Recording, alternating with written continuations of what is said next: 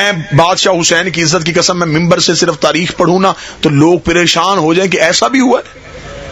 شام میں اسلام کی حالت کیا تھی؟ میں ایک واقعہ سناؤں۔ ایک بندہ شام میں آیا، جب وہ شام ملک میں داخل ہوا تو اذان ہو رہی تھی۔ یہ ہسٹری ہے، میں سنی کتابوں سے بھی یہ ہسٹری پڑھ سکتا ہوں۔ جب وہ شام میں آیا، شوکت بھائی اذان ہو رہی تھی، اذان میں مؤذن نے کہا اشہد ان لا الہ الا اللہ، میں گواہی دیتا ہوں کہ اللہ ایک ہے۔ پھر اسے کہا یشہد ان محمد رسول اللہ، یہ گواہی دیتے ہیں کہ محمد اللہ کا رسول ہے۔ میں گواہی دیتا ہوں کہ اللہ ہے اور یہ گواہی دیتے ہیں کہ محمد اللہ کا رسول ہے۔ وہ بندہ مسلمان تھا، اس نے کہا یہ اس نے اذان کیسی دی؟ جب وہ گیا تو نماز شروع ہو چکی تھی۔ جب وہ مسجد میں داخل ہوا تو جو نماز پڑھا رہا تھا اس کی ایک ٹانگ مصلی پہ تھی اور ایک ٹانگ مصلی سے باہر، اور وہ نماز پڑھا رہا۔ یہ پریشان ہو گیا، اس نے کہا نہ اذان مسلمانوں والی نہ نماز مسلمانوں والی، یہ حالت کیا ہے؟ یہ دوڑا، اس نے جا کے کہا کہ میں مفتی کو جا کے شکایت لگاؤں کہ تیرے شہر میں تو فتویٰ دیتا ہے، اذان اور نماز کا طریقہ دیکھ۔ جب یہ گیا تو پتا چلا کہ مفتی صاحب تو ابھی ایک جنازہ پڑھانے کے لیے نکلے۔ یہ پیچھے چلا تو اس نے دیکھا کہ ایک زندہ بندے کو چارپائی سے باندھا ہوا ہے اور لوگ اس کا جنازہ سمجھ کے اٹھا کے لے کے جا، اور اس مفتی نے زندہ بندہ قبر میں دفنا کے مٹی ڈال کے جنازہ پڑھا دیا۔ یہ ذہنی طور پہ ہاتھ رکھا، اس نے کہا کہ یہ کیا اسلام ہے؟ یہ دوڑا، اس نے کہا جا کے قاضی کو شکایت لگاؤں، قاضی فیصلہ کرے جو جج ہے اس دور کا۔ جب یہ عدالت میں پہنچا تو اس نے دیکھا کہ قاضی کے سامنے کھلا قرآن ہے اور ادھر شراب کا جام پڑا ہوا۔ وہ ایک گھونٹ شراب پیتا ہے اور کہتا ہے ہاں ہاں یہ شراب ہی ہے، ہاں ہاں یہ شراب ہی ہے۔ وہ پیٹ اٹھا مسلمان، اس نے کہا بس کرو گستاخیاں، حد ہو گئی ہے۔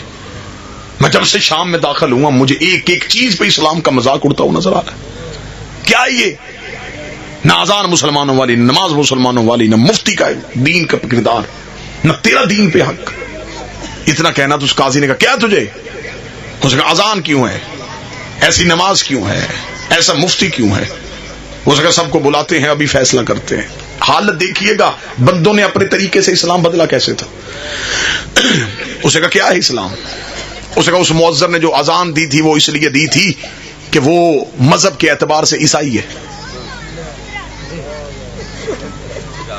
اس کی آواز بہت اچھی ہے، ہم اذان اس سے دلواتے ہیں، ان کا عقیدہ محمد کی رسالت پہ نہیں، اس لیے وہ اذان دیتا ہے کہ اللہ ایک ہے لیکن یہ کہتے ہیں کہ محمد اس کا رسول ہے۔ اس نے کہا وہ جس نے نماز پڑھائی اس کا ایک پاؤں مصلی پہ اور ایک ٹانگ مصلی سے باہر۔ اس نے کہا بلا لیتے ہیں، اس سے پوچھا ہاں بھی تو نے ایسی نماز کیوں پڑھائی؟ اس نے کہا میرے بدن کا آدھا حصہ ناپاک تھا، آدھا پاک تھا، وقت نماز ہو گیا، میں مصلی پہ آ کے کھڑا ہوگا، جو پاک حصہ تھا میں نے مصلی پہ رکھ دیا۔ با خدا میں یہ تاریخ پڑھ رہا ہوں، یہ دین کی حالت تھی شام میں۔ میں یہ شام صرف شام کے کردار پڑھوں نا تو آپ کے ذہن پھٹنے کے لیے آ جائیں۔ ضروری تھا یہاں علی کی بیٹی کا جانا، مولا کی قسم، اتنا گندا معاشرہ علی کی بیٹی نے فتح کر دیا۔ اس نے کہا اچھا پھر یہ مفتی اس نے زندہ بندے کا جنازہ کیوں پڑھایا؟ اب مفتی نے دلیل کیا دی وہ طویل بھی سن لے۔ اس نے کہا جی 40 بندے میرے پاس آئے تھے، انہوں نے کہا تھا یہ مر چکا ہے، میں 40 کی گواہی مانتا یا ایک کی مانتا؟ میں نے 40 کی گواہی پہ جنازہ پڑھا دیا۔ اسے قاضی سے کہا ساری چیزیں چھوڑ، تو بتا تیرے ہاتھوں پہ قرآن تھا، دوسرے ہاتھ میں شراب کا جام، کیوں؟ اس نے کہا میری عدالت میں فیصلہ آیا تھا کہ ایک شخص کے گھر سے شراب برآمد ہوئی ہے اور وہ کہہ رہا تھا کہ یہ شراب نہیں، یہ تو سرکہ ہے، تو میں نے پی کے دیکھا کہ یہ شراب ہے یا سرکہ ہے، اور میں نے قرآن پہ گواہی دی کہ یہ شراب ہے۔ جب اس نے یہ حالت دیکھی تو یہ یزید کے باپ کے دربار میں گیا، اسے جاتے کہا، اس نے کہا خدا تجھ پہ لعنت کرے، تو نے دین محمد کو برباد کر دیا۔ اس نے کہا کہاں سے آیا ہے؟ اس نے کہا مدینے سے۔ اس نے کہا ساری حالت دیکھ لی ہے؟ اس نے کہا ہاں۔ اس نے کہا اب جا کے علی کو میرا پیغام دینا کہ جن جاہلوں کو میں نے اسلام سے دور کر دیا ہے وہ تیری ولایت پہ کیسے رہ سکتے تھے۔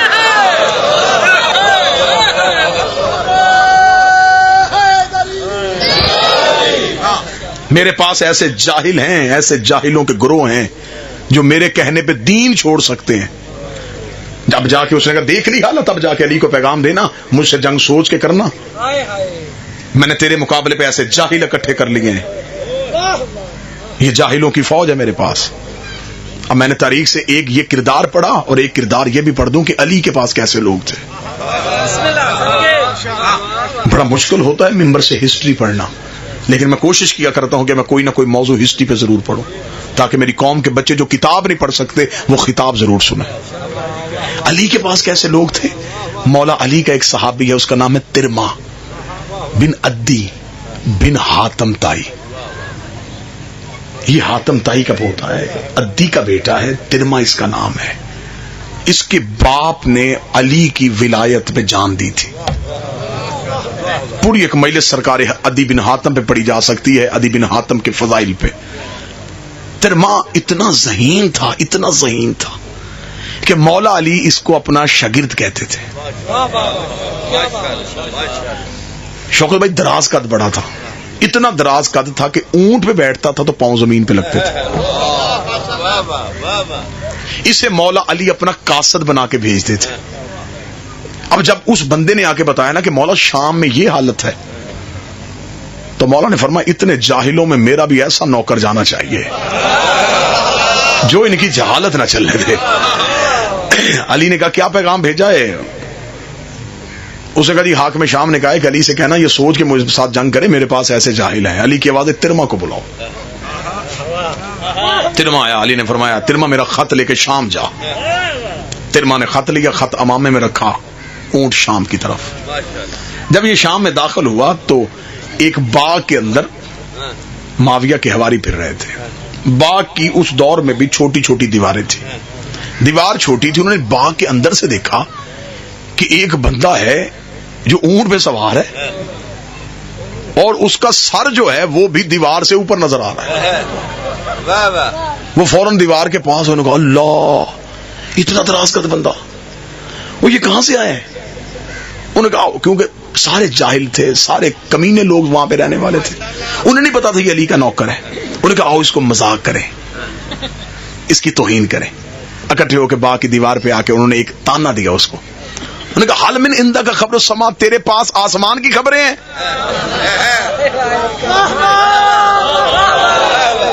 دراز کا جو تھا نا، انہوں نے کہا تو آسمان سے خبریں لاتا ہے؟ جواب سننا علی کے نوکر کا، علی نے بھی بندہ چن کے بھیجا تھا۔ انہوں نے کہا تیرے پاس آسمان کی خبریں ہیں؟ ترما نے دیکھا ہاں میرے پاس آسمان کی خبریں ہیں، آسمان پہ قہر ہے، نام اس کا علی ہے، تم پہ برسنے کے لیے تیار ہے۔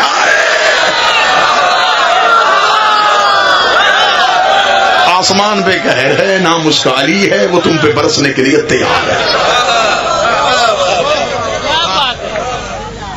جب انہوں نے سنا، انہوں نے کہا تو کہاں سے آیا ہے؟ علی کا نوکر ہوں۔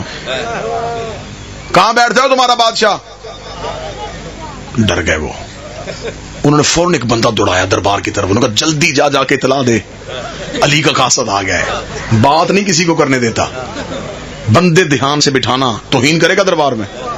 اس نے فوراً دربار کا سیٹ اپ تبدیل کیا، سمجھدار بندے اپنی طرف سے سمجھدار، اس نے بٹھائے اور بٹھا کے تخت پہ بیٹھ گیا کہ جلدی جلدی وہ علی کا کوئی نوکر آ رہا ہے، وہ کہتے بڑا ذہین ہے اور بڑا تیز تراز ہے، وہ کسی کو بات بھی نہیں کرنے دیتا، وہ آنے لگا ہے۔ جو ہی ترما دربار کے پہنچا تو اونٹ پہ، اونٹ سمیت ہی دربار میں، ہسٹری پڑھ رہا ہوں آپ کے سامنے، اونٹ سمیت دربار میں، اور دربار کے بالکل وسط میں آ کے اونٹ سے اترا، اپنا نیزہ دربار کی زمین پہ گاڑا، اونٹ نیزے کے ساتھ باندھا، باندھ کے تھا تو حاکم ہے؟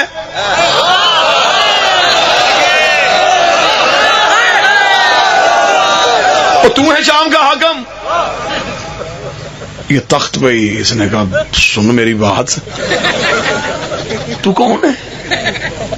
اس نے دربار میں آنے کا طریقہ نہیں آتا، علی کا نوکر ہے، یہ سکھایا علی نے اپنے نوکروں کو۔